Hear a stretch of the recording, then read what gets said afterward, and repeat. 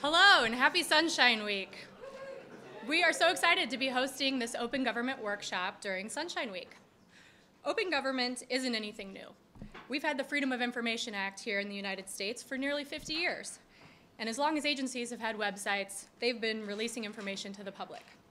But in the last 6 years, our focus on and commitment to open government has grown.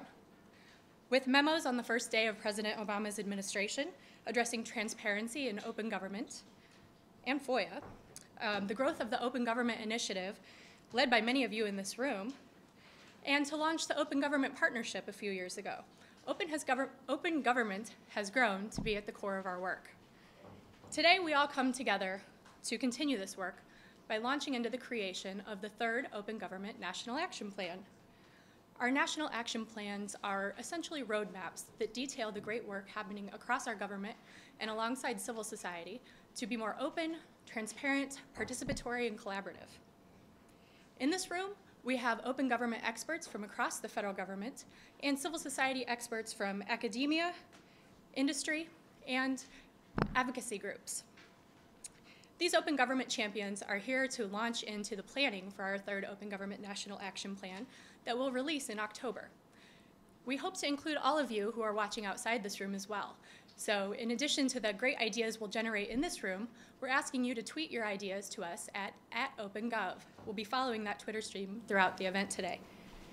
Before we roll up our sleeves and get to work, we want to see some of the great work that's been created in open government and hear about some of this great work from some of the leaders carrying this out across the government. So let me first introduce Megan Smith, the U.S. Chief Technology Officer. She'll start us off.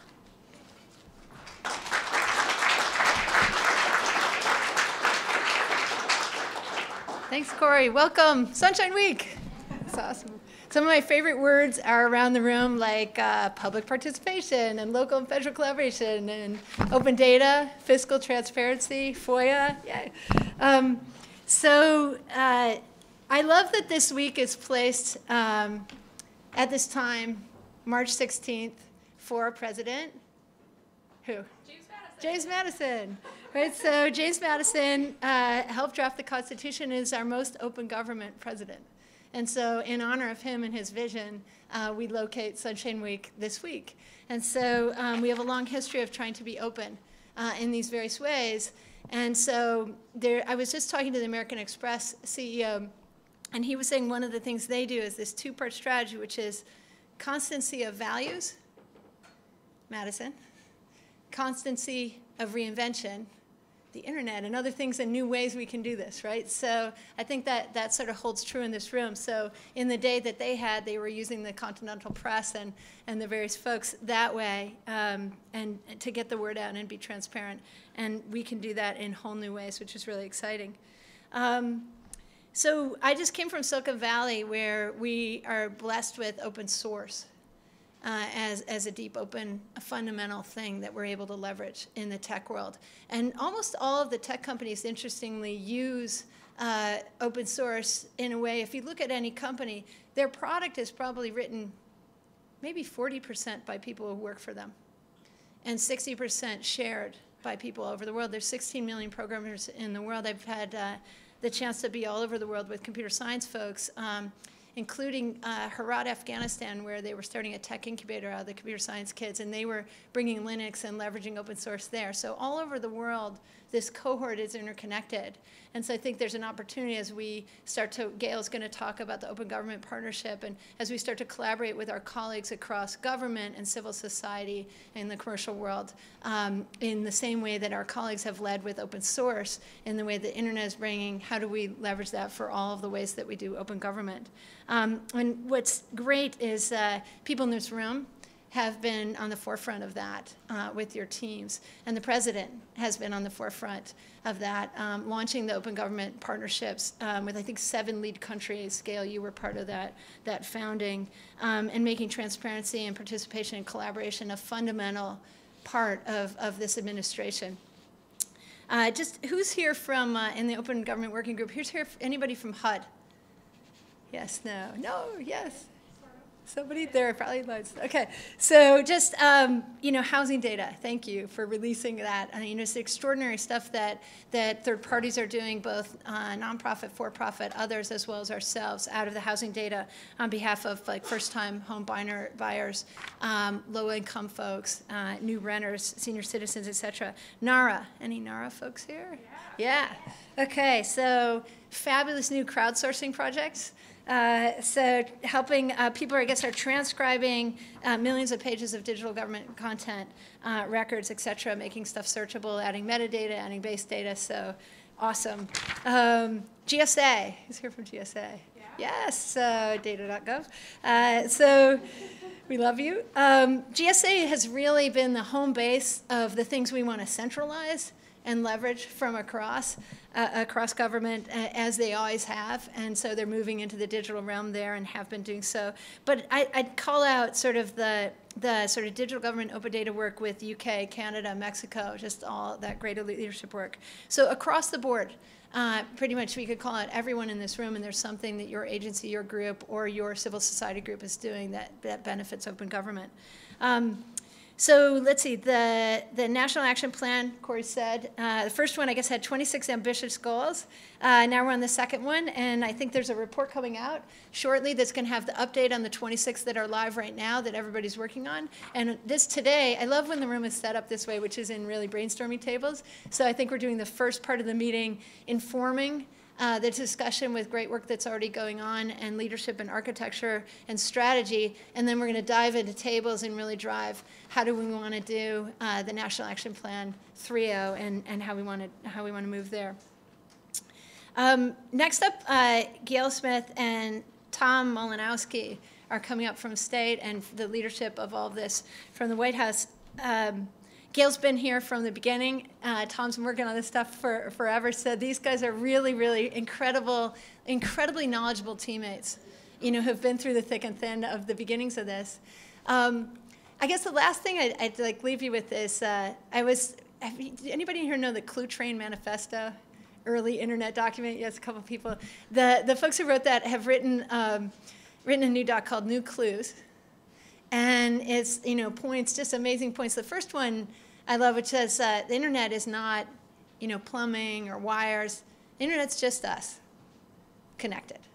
So it's kind of an interesting thing to reflect on as we think about the constancy of reinvention and our opportunity for open government and open collaboration and open data, and leveraging all of the talent across our own country, across the whole world, and the power and strength of the fundamental principles of the founders of our country, who were technical themselves. I'd note that George Washington started the Army Corps of Engineers, basically.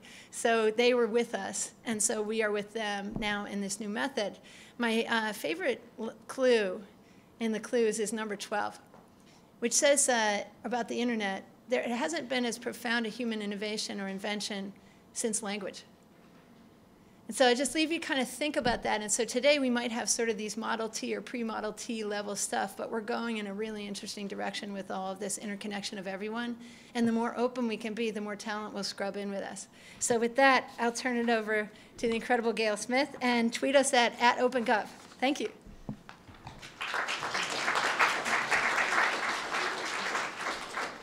Hi, everybody. I have a great deal of fun with Megan here. We tell people we're related, given that Smith is an uncommon name, but we get more done passing each other in the hallway, finishing it. You got this, I got this, okay, you got this. So I probably got a numbers thing going in what I'm going to say. My team and I work on the international side of this initiative, but there really isn't a distinction between the Open Government Partnership and what you're doing here today. What I want to start out with, though, is a real vote of thanks, and then I'll explain why. First is to OSTP. We have had since the beginning, and since this idea was even conceived, a real partner in the Office of Science and Technology Policy here in the White House, but also to our departments and agencies. I think for many of us working on the international face of this, we think of those international agencies when what we have happening among the multiple departments and agencies that have fed in to the NAP is an extraordinary amount of activity, commitment, and engagement. but also from our civil society partners, because one of the tenets of open government, the Open Government Partnership, is it can't walk on one leg. So I want to thank all of you for everything that you've done and tell you why, and there are 3 reasons why this whole NAP business is so important to our ability to move this agenda internationally. 1, it gives us enormous credibility. We are not simply telling other governments that they should govern more openly or more transparently.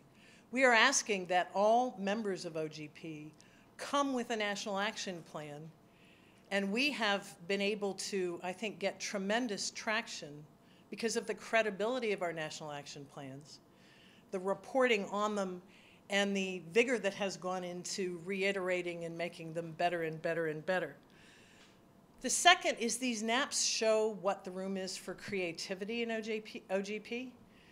What we've seen, some of us have had the privilege to be at some of the summits around the world, and when you see governments and civil society together or separately come up on the stage and talk about some of the ideas they've had and some of the things they have done, it is some of the most creative work and thinking I have ever seen as a public servant. And I think, again, what you all contribute to our own national action plan is something that, again, helps us demonstrate that creativity.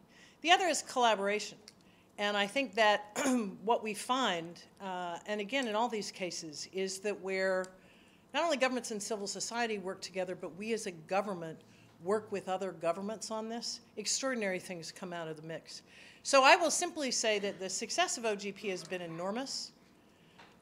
We have well over 65 countries participating now, a great demand for more countries to join, enough enthusiasm that I think we're confident that this is an initiative that will live on in time, but we could not do it without what we are doing domestically.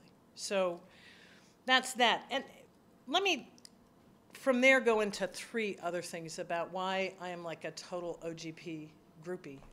Part of that is I was here at the beginning when in the White House Conference Center, we gathered champions on open government from a number of governments. They weren't all the same ministry. They weren't all the same department. Some were from the presidency. Some were from the equivalent of the budget office. And each one went around and talked about what they were doing with open government. And it was just the beginning. And it was incredibly, incredibly creative. I don't know that we ever envisioned what it would become, both with respect to how many countries have signed up and the momentum it has, but also, and again, what we have been able to do domestically. So here's what I really find the most powerful about it. 1 is that it provides a point of entry for any government or civil society group that wants to play. There is no one model for how to participate. You have to cross a bar to be credible enough to join the team. But once in, a national action plan can look like whatever a government and civil society want to make it look like. And again, what we've seen is these aren't just coming from governments, these are coming from civil society who are going to their governments and saying, one of my favorites was in a country in democratic transition where people were finding that they hired pretty useless public officials. And they had a lot of people with skills looking for jobs, and they couldn't match it up. So they said to the government, if you give us the information on what jobs you need, we will organize people to get the information on what skills we have.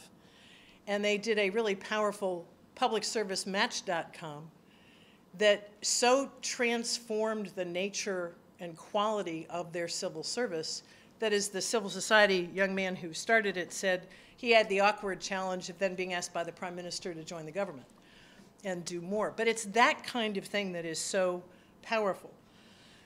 The second is that this makes governance real. I've done a lot of work in democracy and governance over the years, and I sometimes feel like we're talking in a slightly theoretical space. This is very practical. This is about how do you make information flow? How do you make your traffic system work? How do you make healthcare information available to people? How do you make sure people know what's in their Constitution? How do you put information about governance into the hands of people? And it makes it a tangible, which I think has a much greater power sometimes than the lecture talking points about how important good governance is. When you can make it real to a government and civil society, again, you're talking about something practical, not theoretical. The third thing is that, we all live in a world where there's all sorts of tension between government and civil society. This is a space where, in all the years I've been involved in international work, I have never seen more respect, collaboration, and to use a word that was used earlier, reinvention and responsibility. We don't see people agree all the time. On the accountability side, there are often meetings where civil society is saying, you said you'd do this and you didn't do that. But we also see cases where a government says, we need more from you. We'll give you the data, but you've got to do something with it. And to me, that's a sign of hope, because I think this demonstrates to the world, including at a time when there are a lot of governments that don't see it this way, what collaboration between government and civil society looks like. I want to leave you just with one anecdote that I think ties it all together, and that is Sierra Leone. President Obama met with several African leaders a couple of years ago and urged them, there were 4 in the meeting, that they should all really strive to join OGP. And Sierra Leone was one of the countries that took it on board, went home, socialized the concept in the government, and developed a national action plan that was really impressive. President Nkrumah planned in August to come to Washington to the U.S.-Africa Leaders Summit that President Obama hosted and present Sierra Leone's national action plan. Now, Sierra Leone is a little tiny country that was still recovering from decades of one of the ugliest wars this world has ever witnessed. And what happened? As they got ready to come to the summit, they got hit by Ebola. But here's what happened. During the summit, the president of Sierra Leone was unable to attend. He sent a team. OSTP spent the entire day with them, working through their national action plan, additional things that they could do. Sierra Leone today, which is not out of the woods but fighting hard, is using open government as part of its effort to track the data on Ebola and beat that disease. To me, that was a great example of what we're doing domestically and what we're doing internationally together. When the Sierra Leoneans said to us, we're so sorry we couldn't be there, but thank you so much for your people teaching us about what you're doing and what we can do. Which leaves me with the last point. I think open government and the open government partnership is ultimately the great leveler. Nobody's got a monopoly on governance, and if we don't all iterate all the time, we're never going to be as good as we can be. So I want to thank all of you for participating in it, for making it real, and I want to close with an extra shout out to our colleagues from OSTP, because we wouldn't be anywhere on the international front if we aren't where we are on your front. So thank you, and I think I will now turn over to my friend Tom Malinowski.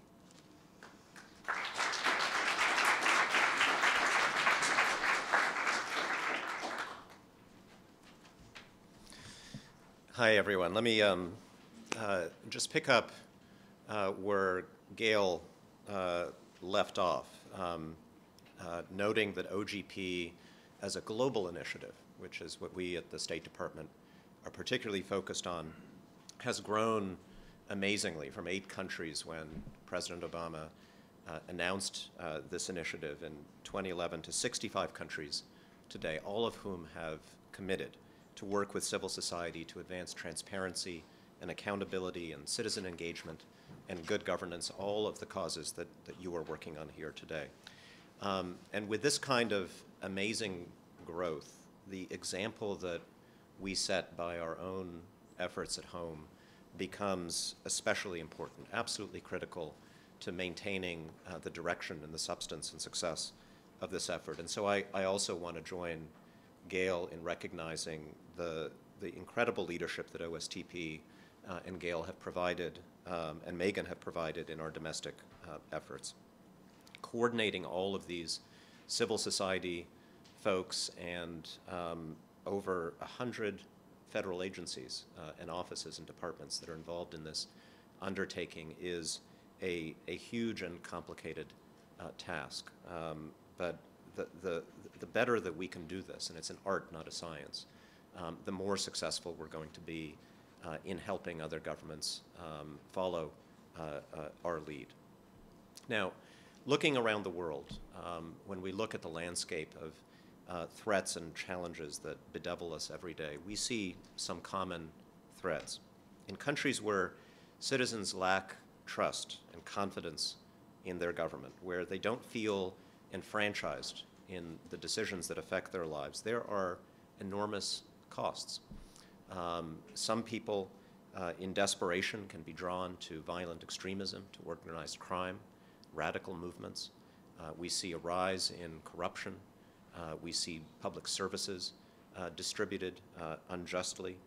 We see greater police and judicial abuse. Innovation and entrepreneurship are stifled as elites in those countries focus their power on maintaining a status quo that enables their unjust enrichment. Now, in such societies, it often seems from the outside that the state is growing stronger at the expense of civil society. In fact, institutions that lose the trust of their people tend to be hollow. They actually tend to be weak. They're strong until the day they're not. And when they are not, they create turmoil and instability that affects their neighbors and the world. Now, OGP points the way to an alternative, and countries have to want that alternative. They have to have the political will. But where that will exists, OGP has provided, as Gail said, a practical blueprint for how to do open, accountable, trusted government well. And OGP has already generated hundreds of open government initiatives among participating countries. For example, Brazil, Croatia, Georgia, Ghana, Indonesia have adopted reforms to expand citizens' rights to information. Romania, Peru, Liberia, working with civil society to make public procurement information more easily available. Kenya and Colombia, engaging civil society groups, developing policies regarding oil and gas extraction. OGP has inspired Mexico, Costa Rica, Sierra Leone, the Philippines, and Argentina, among others, to establish new permanent mechanisms for dialogue between government and civil society. And in all these countries, and I visited many of them, we go into rooms just like this, full of people who are energetic and bright and who have all kinds of ideas and who are working to make them a reality. And in some cases, they're ahead of us. The Estonians are constantly trash-talking us, for example, about the fact that they have allegedly eliminated paper from their government. And, I don't like that. I don't like losing the race with Estonia. So we need to do better with your help. So we can celebrate these successes, but we also ought to look at how we can use them to encourage emerging open societies to seek membership in OGP and to learn from the example that we have set. I would love this model to be one that attracts the Burmas, the Ukraines of the world to follow in this path. At the same time, we need to constantly push for better performance, both of our own and others, in the partnership to meet their open government commitments. OGP now has a response mechanism for members whose actions are truly problematic. And we also want to take the coming year to think about ways to help middle performers reach a higher standard. Now, in the United States, civic participation is not just a tool, it is an ethos. In the 19th century, de Tocqueville marveled at our capacity to organize and provide opportunities for citizens to influence government. Now, I'm not sure if we've publicly revealed this before, Gail, but actually de Tocqueville was the first to propose the OGP in an 1837 memo to the Van Buren administration, which was outrageously... I was about to say, this was a little bit after Gail and I were hired, and it was outrageously buried because there was no open data, there was no FOIA back then. And we unearthed it and changed a few punctuation marks, and that was the birth of OGP. More recently, President Obama called on us to exercise global leadership by standing with civil society at home and abroad. And this is absolutely critical to the success of everything that we're talking about today. He issued a presidential memorandum last September directing all U.S. agencies to elevate and strengthen the role of civil society challenge undue restrictions on civil society, and foster constructive engagement between governments and civil society around the world. Now, a final note, drawing from that. The headlines that we all read today are full of dramatic events, some of which are dramatically depressing. There is nothing dramatic about the Open Government Partnership. We're talking about housing data. We're talking about making government records more searchable. We're talking about a range of initiatives that are probably not going to make headlines on Fox News or the New York Times. But all of these things put together, they speak to what is fundamentally at stake in those dramatic conflicts and contests that we see on the Maidan in Ukraine and Bolotnaya Square in Moscow and in all the countries that have been struggling with the aftermath of the Arab Spring. The fundamental question, what is the proper relationship between citizens and the state? Is it the job of the state to serve its citizens or the other way around? OGP offers ways and means to spread honest, responsive, and transparent daily interactions between citizens and their governments in a way that people in many countries around the world would die to have. And that is why we're committed to this. That's why we started it. That's why we're committed to building it with your help. Thank you very much.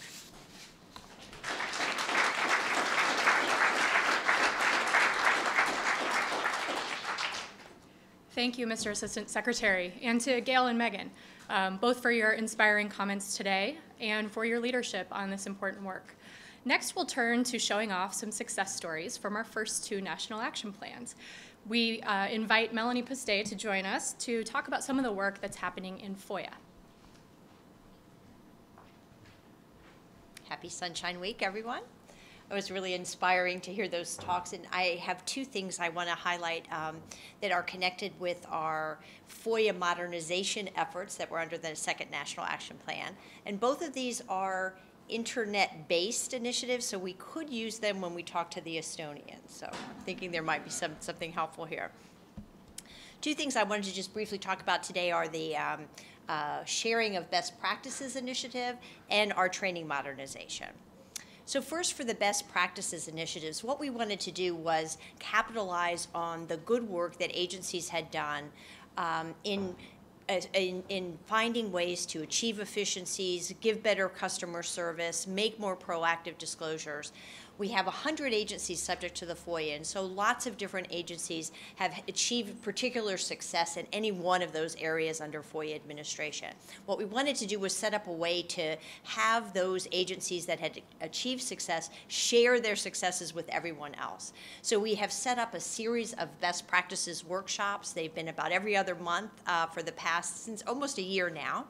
And what we've done is had a panel of experts from agencies who then met and shared with everyone else the things they had done, the challenges they had overcome in achieving success in a variety of areas connected with FOIA administration.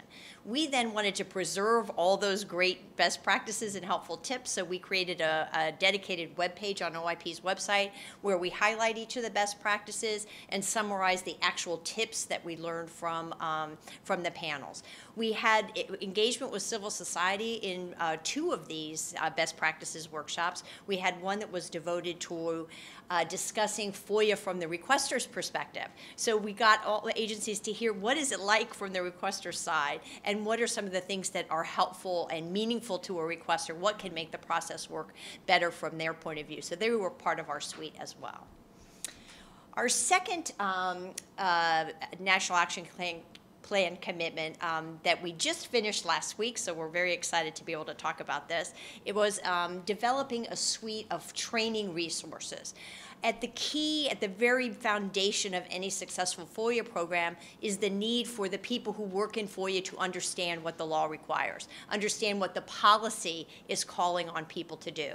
So we, as Attorney General Holder said, FOIA is everyone's responsibility. So we wanted to develop a range of training modules applicable to every level of employee across the government.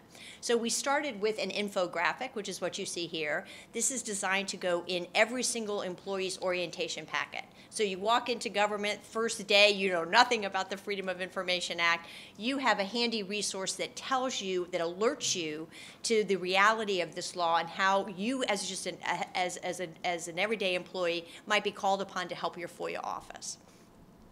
We also then had, on the other end of the spectrum, we wanted to address senior executives in agencies because their support of agency FOIA programs is just essential to having them work. So for this, we created a video, and it's me talking in the video, giving a briefing to senior executives to let them know how important their support is. I worked tremendously hard to keep this video under 10 minutes because I knew that we were going to have a limited time for a senior executive to focus on FOIA. But we put something together that we think is doable for them and that hits the high points of the important role that they play. Then we created 2 e-learning training modules. And here we use, this is really going to be helpful when we talk to the Estonians, because here we used the e-learning platforms that all agencies have. And we created 2 training modules, one for the everyday FOIA, everyday employee, person who works in an agency who isn't necessarily responsible for responding to requests, but whose records might be subject to a FOIA request, who might need to help their FOIA office search for records or review records for disclosure. And we also emphasized in this module the importance of identifying records for proactive release. And we actually have some questions in there to help reinforce the idea you're an engineer or a housing official, you're working on a project and you realize it might be interesting to the public, you should then affirmatively talk to your FOIA office about getting records up proactively. So we reinforce that message. I should say, too, that the process for developing these training modules involved us working with agency representatives who told us high points that they wanted us to hit, and we also met with civil society, some of the people I'm looking at our nice FOIA table over here, who gave us suggestions of things that they wanted us to highlight. And proactive disclosures was a big area that we got a lot of feedback on, and so we definitely integrated that in our training. And then lastly, we had as part of the modules, we did a very comprehensive module that's designed specifically for FOIA professionals. So it's much more nuts and bolts about what's required under the FOIA. We did things like have questions with feedback. We have extensive lesson plans so that you can after you sit and take this whole module and learn all about FOIA, you can then go back and use it as a reference. You have a question about the routing requirement, you can go and look that lesson back up. We also have resources linked in it. So we think this is something that would be used on an ongoing basis. We also learned from our e-learning staff the importance of having people interact with the material. So instead of it just being slides, there's things you can do, there's things you click, there's a different look and feel to it that's all designed to help make the material more, enable people to retain the material more quickly. We end the training module with a skills lab where we have different people. We have a requester, a FOIA professional, and then a program officer. We have a whole scenario for them to work through, different people commenting, and the FOIA professional then goes through that scenario, listens to the perspectives of all the different players, and ultimately successfully processes a FOIA request. Thank you. We're really excited to have those things available, and they're designed to be available for all government employees. Thanks. Thanks, Melanie. I bet we all can't wait to use them. Next, let's welcome Judy Wilson to the stage, who's going to talk with us about a brand new portal to track transparency of extractives issues. What a great day. All right. I'm going to try to be mindful to stay on time. We'll be reading some notes because I don't want to forget anything. And I just want to start off by saying I'm so excited to be associated with this initiative. It has really been a lot of fun working on it. For those who are not aware of the EITI standard, it's a voluntary global effort that's designed to strengthen transparency and accountability and public trust for revenues paid and received for a country's natural resources, for their oil and gas and mineral resources. So implementing U.S. EITI provides additional oversight to the collection and disbursement of the nation's mineral resources, and it helps inform the discussion related to the development of these important American resources. The process is overseen by a multi-stakeholder advisory group. It's a consensus-based decision-making body that's made up of equal representation from civil society, government, and industry. The U.S. achieved candidate country status 1 year ago, almost to the day, in March of 2014. As a result of achieving candidate status, the United States has to publish its first EITI report within 2 years of candidacy, and then we have to complete all of the requirements for implementing the standard and commence a validation process within 3 years, which would be March of 2017. So US EITI will be producing its first report actually this December in 2015. Time flies. The portal was developed in collaboration with GSA's 18F program. I love 18F. It's a success story in its own right. It supports Project Open Data and the goals of the U.S. National Action Plan for OGP. The website is built with modern open source technologies so that the techniques and tools used can be shared and replicated throughout the U.S. and in other EITI countries around the world. The portal was launched in December of 2014. It combines interactive data visualizations, and it includes detailed verified data sets to enhance the user experience. It delivers a curated content search engine for reliable information from trusted government websites. As seen in this one particular view right here, the data portal conveys federal resource royalties by commodity sector over the last decade, so the user can sort data by selecting a specific commodity and seeing its story over time, where you can see the relative contributions of a commodity or set of commodities over years. The portal conveys also geographic-based resource information for federal lands, both onshore and offshore, by commodity or location, revealing both lease activities and revenues. You can hover over any state or offshore area and you're going to get an indication of what the level of activity and revenues are.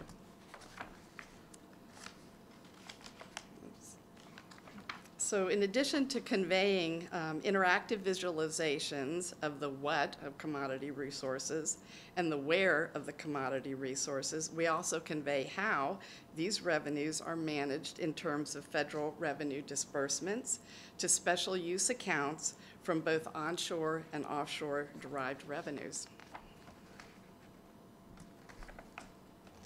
This is one of the real highlights of the data portal. It's something new and I would say sort of precedent setting. This unique feature of the portal, it's the first time disclosure of revenue data by the Office of Natural Resources Revenue in the Department of the Interior by company, by revenue type, and commodity, providing an easy way for the public to see payments that companies make to honor.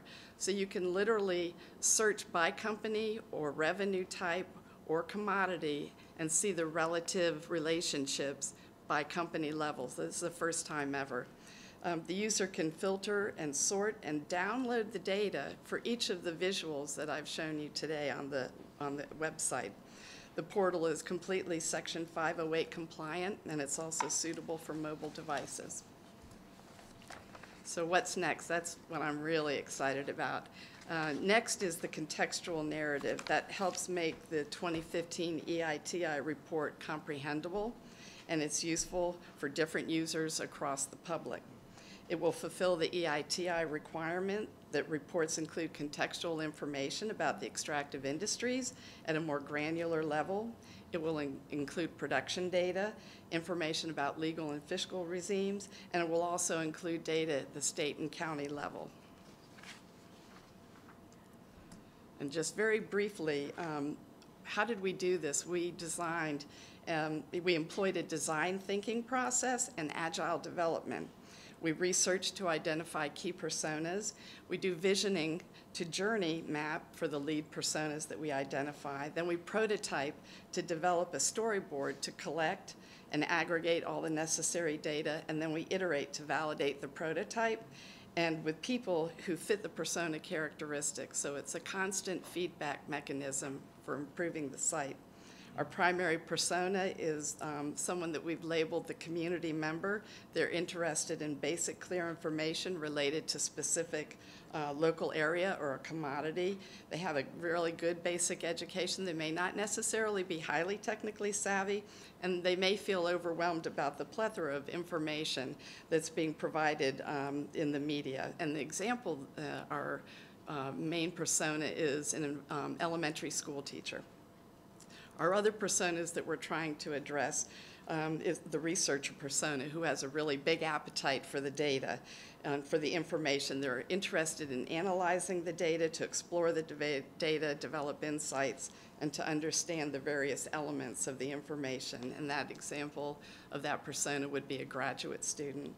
And then the grab-and-go persona, they may not have a specific agenda. They may be concerned only with key facts, and they may want to quickly gather these facts and specific information, such as a particular data point or a byline. An example of that might be a congressional staffer. So this process allowed us to shift focus away from meeting specific requirements of deliverables and really on to meeting the needs of the users. Thank you.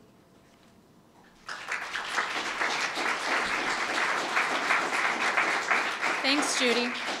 What a great site. Next, we invite Justin Herman to join us from the General Services Administration. Justin's going to walk us through the Public Participation Playbook. Thank you very much, Corey. Thank you very much for your leadership, too, on this and for having us all here today. And Salancha to all our friends and colleagues and Irish Americans everywhere. So it was said earlier that these programs are not terribly dramatic, which in a way, I was just seeing these things and hearing and meeting the people that are part of it. I know in this particular project, there's a bit of drama to it, which you're going to experience. But that being said, it's just so amazing being able to both work with the people in this room and globally who care about these things. You're not gonna find a more passionate group of people working together. So what we had was the U.S. Public Participation Playbook. So in the National Action Plan, it asked for a new resource that combined best practices with performance metrics that agencies could use to build and evaluate better public participation programs. And what's interesting is that because generally it's often thought, okay, are we talking about digital participation? Are we talking about town hall meetings? Are we talking about e-regulations? Or what exactly is the scope? So what we wanted to do is we sat and we thought, okay, we might not have this opportunity again to really try and to be able to build something in the true spirit of public participation. So we wanted to build a resource that not only combined best practices and performance metrics, but would be a living resource that continued to grow with the ideas and the participation that it's shaped by, and that people could also see the outcomes of and see tangibly how programs are infected and approved in coming years with the resource itself. So what we did is we went first to the federal social gov community, which is almost 1,000 federal managers from over 166 federal agencies, bureaus, offices, really the full spectrum of public services and participation programs. Because we knew that if we were going to build something, we wanted to reflect in what people actually needed and not just, so we could fulfill the letter of the task itself and not just worry about creating a resource that might collect the dust starting the next day. We also got to work with people like Dan Morgan of the Department of Transportation, Chief Data Officer. He brought some star power in, so it wasn't just people working specifically in digital engagement or digital at all, but we reached out to people from, like I said, different agencies, and eventually had a team of about 30 federal managers that we sat down for case studies to talk about what would it take for federal agencies to legitimately use the resource and report out the success or the failures associated with that. And so, like I said, these are an energetic, almost dramatic group of people behind you. So what we did is we decided, okay, we're going to need those best practices. What people can look towards, whether in the federal government or outside the federal government, on what are the best practices that people are able to both use. But we also wanted multiple because, as the playbook itself says, there has to be multiple paths to participation. We wanted something that any federal manager can see themselves in this. We wanted something that's not just a resource talking about public participation, but public participation is in its DNA, in its sense. And so first off, best practices, but diverse best practices. 2, of course, case studies. What are the practical application of those best practices in multiple different ways, whether it's through town hall meetings, whether it's through open data, whether it's, all the different facets of public participation. We wanted to provide many different ways in which you can see and customize for your own use to see yourself in the playbook. 3, and this is of course part of the challenging part, is the performance. I mean, I come from a background in digital engagement where people very incorrectly say that it's hard to show a return on investment on these things. But what we wanted to do, of course, is not only show, okay, this is what to do, but this is how to tell how you're performing, how you're succeeding, or how you're not succeeding, so you can, once again, improve that. And 4th, we wanted to take it a little bit farther. We wanted actual pilot programs when this is done, where people practically take what's in the playbook and evaluate their programs, build new programs, test batches, the full spectrum of it, and we wanted to be able to report that out to you, and so you can tangibly see the effect of the playbook. So the first thing that we did is, we started with the 30 managers, and we used tools like HackPad, which you see behind you, in order for people to be able to work in a collaborative, open atmosphere. But at first we told them, do not use the delete key. Just start loading it up, put ideas down as you can. And so actually we have Karina Dubois' name is up there, right there, and she's actually in the room. So we had that interagency working group. And like I said, this is from State Department to the Office of the Director of National Intelligence and everyone in between collaborating on this in the open sense. Now, 2, of course, because Tina's over there in the room, is we've reached out to civil society organizations because they have been researching this for years and they know the best practices, sometimes often better than we do.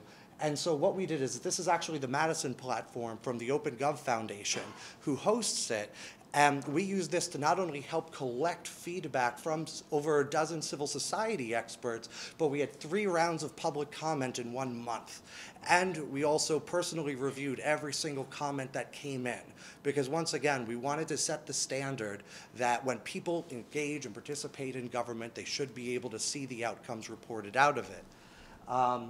So the outcome, of course, is around the New Year's, we released the first version of the U.S. Public Participation Playbook.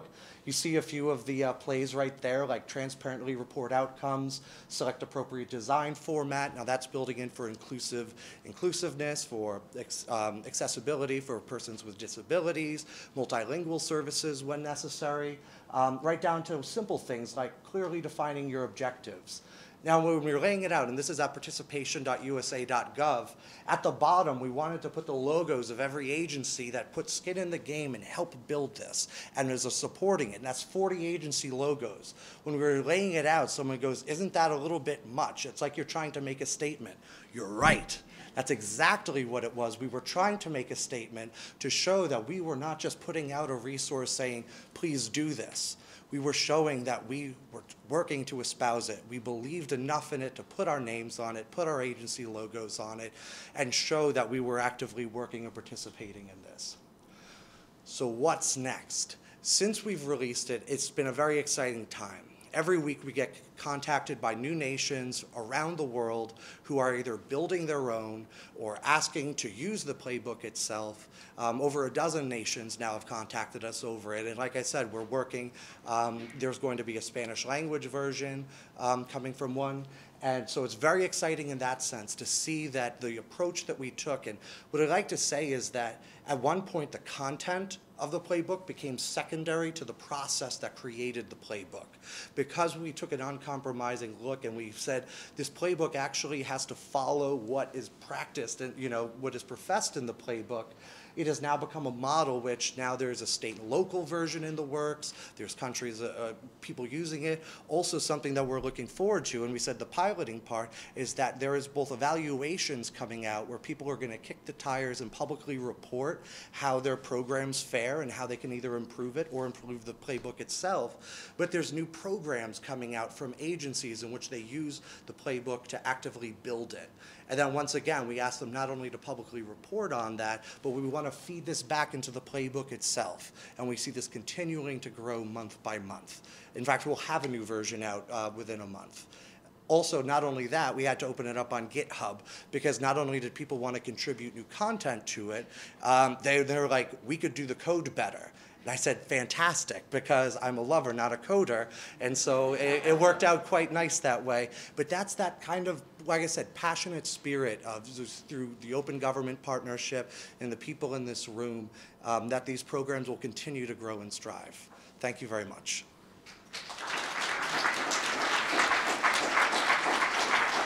Thanks, Justin. It was a very exciting process to create the participation playbook, and we're looking forward to seeing some results from all of you using it together. Next, let's welcome Nathaniel Lubin to tell us more about the We the People petition site. Thanks, Corey. Good afternoon. Conscious that I'm wearing a blue tie right now in this room, all the green around me. But I'll give a quick update on where we are in We the People and sort of the next steps that we're taking. It's a pleasure to be here. Thanks for having me. So for those of you who don't know, petitions.whitehouse.gov, we have a platform where people can come and petition their government, taking direct action in exchange for a required response if they reach 100,000 signatures to the platform. This launched in 2011 with the president participating as part of the idea that we want this to be a two-way conversation with the public. It's easy to have conversations that are existing just on our side without enough engagement from people. We want to make sure that we are providing as many platforms as we can in order to give people a chance to give us feedback, to give us conversations, to tell us what's on their mind. And this petition platform is one of the best ways that we've developed that, and it's a constant work in progress to make sure that we are using it to the best of our abilities and making sure people are getting the best opportunities to talk to us. So how does it work? It is a venue for people to ask us anything that the federal government is able to actually do. If it falls into that quite broad threshold, and you get a sufficient number of people to agree with you that that's a topic worthy of conversation, we will actually give you a response. I'll give an example in a second of how that works. And then a bit of an update on some of the next steps that we are using to kind of strengthen that process and make sure we are fulfilling our mission. So as part of that, we have had quite rapid growth over the duration of the launch of this program. You can see we're over 18 million users, almost 400,000 petitions have been created, and over 25 million signatures have been added. That's a number which is, as of a few weeks ago, and is growing by the minute. You can see there's some spiking recently around a couple of topics, largely in the international space. But that is a topic which we are looking forward to responding to. But here's a different one, which is around net neutrality, which many folks in this room may care a great deal about. We had a petition in late 2013 that was asking us to weigh in on regulation of the internet, which is an FCC decision, obviously. It's not the president's decision. But in response to that, we had an initial reply, which was from some of our leading policy advisors here at the White House, which is the top left one, kind of can't really see it, which was sort of our initial take on this, which was very positive on it. And because of this platform, we were able to, over the course of the subsequent year, give a series of updates as the particulars of that issue kind of unfolded. So, the president was in California and gave an update on this issue, later in the year, and we get that back to people who had asked about it and were able to give feedback. Then when the president weighed in on his kind of public position on the question of regulation, we gave that update back to people. And then finally, when the FCC acted, we were able to give the kind of most recent update that was sort of closing the loop on what this happened. So we are seeking to, across the number of issues where people are giving us feedback, figure out ways to give the most relevant information back and hear their conversation. As part of that, seems like we're missing a slide. If you could see it, what it would show you is that we do surveys for our responses. Which I think I have a printout and I can tell you what it says. 1 second. It's definitely part of the show right here. 64% of respondents said it was helpful to hear the administration's response, even if they didn't agree with us. 45% said they learned something new, and 79% said they would use We the People again. That was aggregated across all of our 2014 petitions that we got answers to. So in terms of next steps, we are taking a number of actions here to improve this. One of the big ones is around accessibility to the program. So we are trying to make additional ease of understanding where responses actually are in the process and sort of how we are going about answering. As you can imagine, if we get a question that may be involving an agency, it takes some time to get the right person to address it, and particularly if it's a new topic that we don't have an answer already formulated, that can take a little bit of effort. But sort of giving insight into where that is, number one, and then number two, making it easier for people to use the platform, which was a big focus of the last year. So one of the big parts of that, which hopefully is still here, our API systems. So we previously launched a READ API in order to give people access to the data behind the infrastructure. And then at the end of last year, as part of our open government commitment, we've actually launched a Write API, which is a way for outside partners to plug into our platform.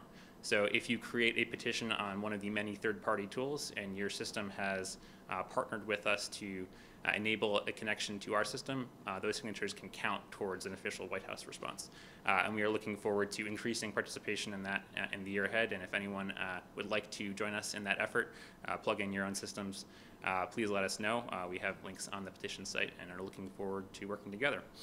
The other thing I would mention in terms of next steps is we're continuing to work with international partners and local governments as they adopt similar systems. We have open sourced a lot of the code for this system and are looking forward to continuing that as we develop in the year ahead. Thanks so much.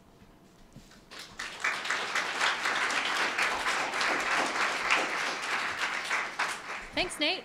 Next, we'd like to welcome a couple of our colleagues from the Open Government Partnership who are here to join us today.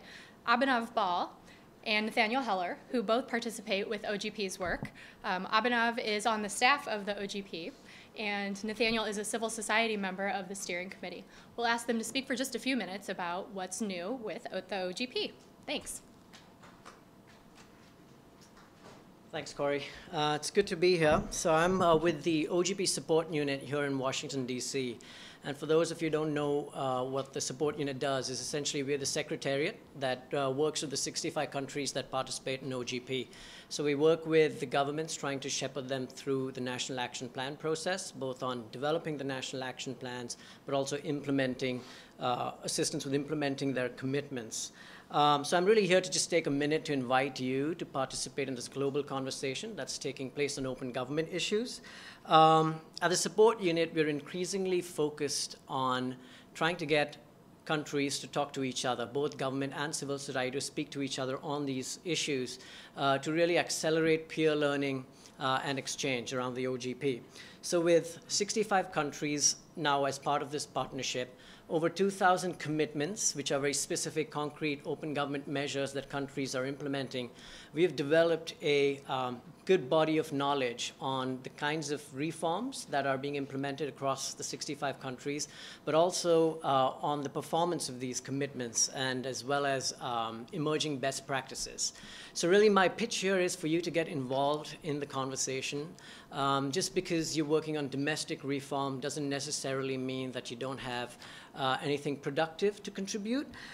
Countries are really eager to learn from each other. We get requests for assistance from governments all the time, as well as from civil society organizations who want to be connected with their colleagues around the world. And there are a number of ways in which you can get involved, and we're trying to develop new sort of spaces and vehicles with which you can get involved with these conversations. So an example would be, we conduct a monthly series of webinars with the World Bank Institute on key open government topics and issues, and we invite government reformers as well as civil society reformers who are working on specific commitments as part of their Open Government National Action Plan to talk about what they're doing. We've also developed 5 working groups. So these are essentially communities of practice and networks for folks to get involved with around very 5 specific open government issues: open data, fiscal openness, natural resources transparency, legislative openness, and access to information. So please feel free to participate in a working group, get in touch with us, and we'll love to connect you to your colleagues. So really, that's just my 1-minute pitch on how you can be involved in this conversation. I hope you can get in touch with us, and you can keep a lookout for all the events that we organize.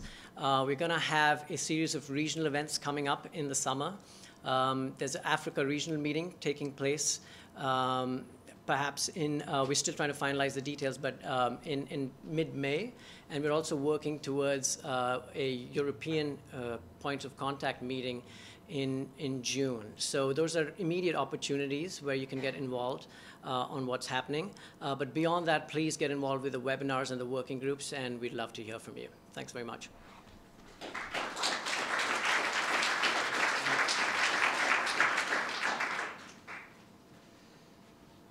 So I'm very sorry to stand between everybody and actually productive work.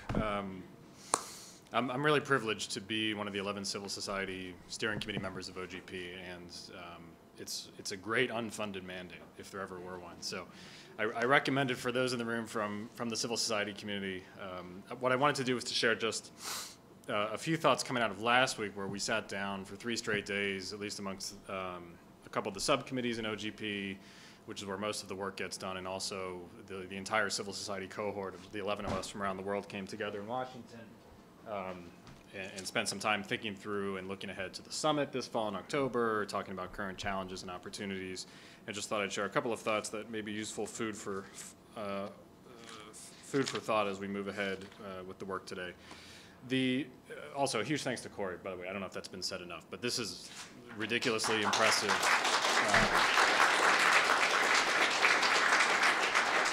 In all seriousness, one of the magic pieces of magic that makes OGP work is people like Corey, and there's dozens of them across the member governments, and Abhinav sort of alluded to this, but it's real reformers and champions who take it upon themselves to move political mountains, to find budget, and to get political leadership and the working level to engage. So really a huge thanks for making today happen and for the whole process domestically.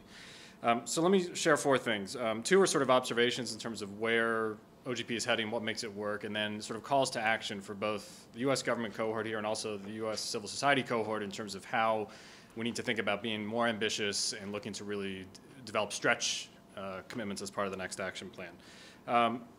So to be a little heretical, point number 1, what's most important about OGP, I think, if you really get people talking honestly over drinks, is not the action plan, it's actually today. And it's the process that goes into the action plan that is the most powerful piece of this puzzle. And what we're really fundamentally trying to do, and what OGP at a fundamental level is aspiring to do, is to really build social capital where there really hasn't been much before. And so getting away from sort of set-piece hearings where government is on the dais asking for input or consultation on policy, and slowly, grindingly, haltingly, but steadily moving towards this new paradigm of co-creation. That, I think, is really the secret sauce here. And so I would think about that as we go through today. Of course, the commitments and the action plan that's coming, that will come out of this are incredibly important and are quite central to the process. I'm sure Abhinav's cringing. But really what this is about relationships. So I would take some time today to meet people, to ask where they've come from before they arrived here today, and sort of what drives them to get engaged in OGP and in the open government movement. The second, and here's the call to action for civil society, the space and the platform that is opened up by OGP for civil society is quite unique, but it really puts a burden on civil society to come to the table with actionable proposals. So we're sort of, this is a quid pro quo. We get to spend 4 hours together today working across this historic divide towards new policies and commitments.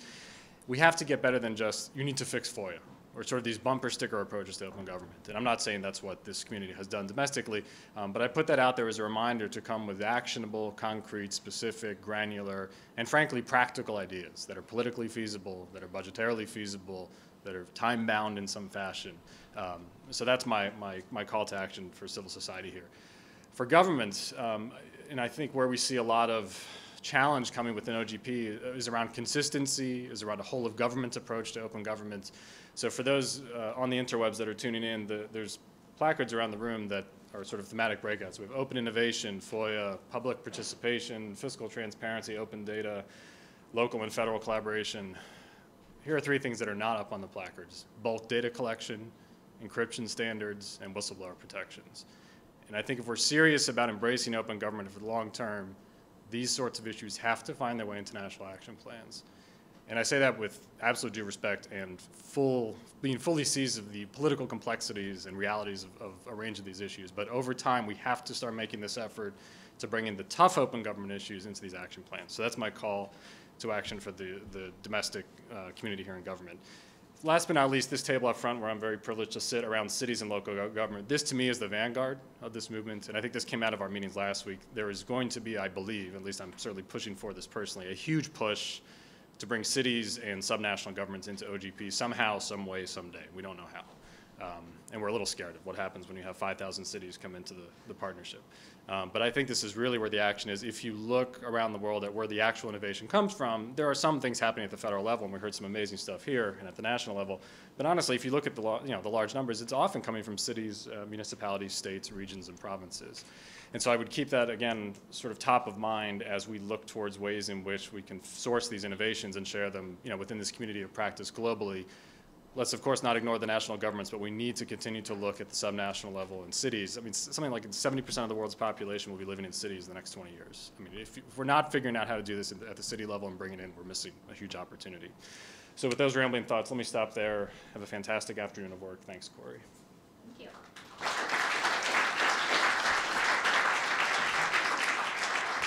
Thanks to all of you. These have been some great successes to show off from the first 2 national action plans, and we appreciated hearing from our colleagues from the Open Government Partnership and here in the White House and the State Department about how all of this work fits together. And now we look forward to building on all of that with all of you and all of you out there for our 3rd Open Government National Action Plan. For those on the live stream, we will be wrapping our live stream portion of the day now, although it may be fun to tune into the organized chaos that this room is about to become. It may not be as productive. So we ask that you tweet your ideas, anything that you've come up with that you think we should be doing in our open government space, to us at OpenGov. And as I said, we'll be tracking those ideas today and in the coming weeks and months. We're focusing in the room on 6 topics today, although anything is fair game for your ideas. We have breakout discussions on FOIA, open data, fiscal transparency, public participation, open innovation, and the state and local and federal collaboration, how we can work with our subnationals on more collaborative efforts in the open government space. So in the room, we'll be focusing on those efforts today, but that's just a small piece of our open government work, and we do look forward to working with you all in the coming weeks as we build our Open Government National Action Plan.